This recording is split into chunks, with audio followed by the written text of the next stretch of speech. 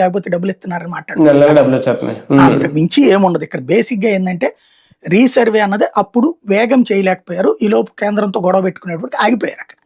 కానీ ఇదంతా వాస్తవం అయినా సార్ ఇప్పుడు క్రెడిట్ చోరీ జరిగింది, చంద్రబాబు క్రెడిట్ చోరీ చేస్తున్నారు, మొత్తం చేసింది నేనే అంటే జనంకి అర్థమయ్యే పరిస్థితి, జనం నమ్మే పరిస్థితి ఉందా ఇప్పుడు? అంటే ఇక్కడ దీంట్లో 2 పాయింట్లు ఉన్నది. ఈయన క్రెడిట్ చోరీ అంటోంది రీసర్వే క్రెడిట్ చోరీ కాదు. ఇప్పుడు రీసర్వే అన్నటువంటిదే రద్దు చేస్తున్నామని కదా మొదటి సంతకం పెట్టింది వీళ్ళు. అవును, చెప్పింది అదే కదా. కానీ రీసర్వే చేస్తున్నారు. 6,800 గ్రామాలు రీసర్వే అయిపోయింది జగన్ టైం. 8 లక్షల కంప్లైంట్లు వచ్చినాయి. వస్తాయి కంపల్సరీ. ఇప్పుడు ఈ గవర్నమెంట్ వచ్చి 2 ఏళ్ళు అయితే ఇవాళకి కూడా తెలుగుదేశం పార్టీ వాళ్ళ దగ్గర బారులు తీరి ఎందుకు ఉంటున్నారు కంప్లైంట్లు ఇవ్వడానికి? ఎమ్మెల్యేల దగ్గర ఎందుకు బారులు తీరి ఉంటున్నారు కంప్లైంట్లు ఇవ్వడానికి?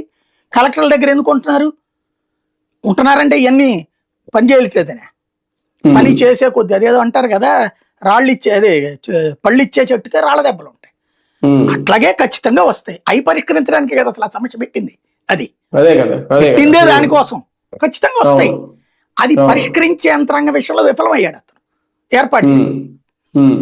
ఇప్పుడు వీళ్ళు అది ఏర్పాటు చేస్తున్నారు, అప్రిషియేట్ చేయాలి. అది ఏది కలెక్టర్లు వీళ్ళందరిని ఇన్వాల్వ్ చేసి సీరియస్ గా ఎఫర్ట్ పెట్టమని చెప్పడం అన్నట్టు.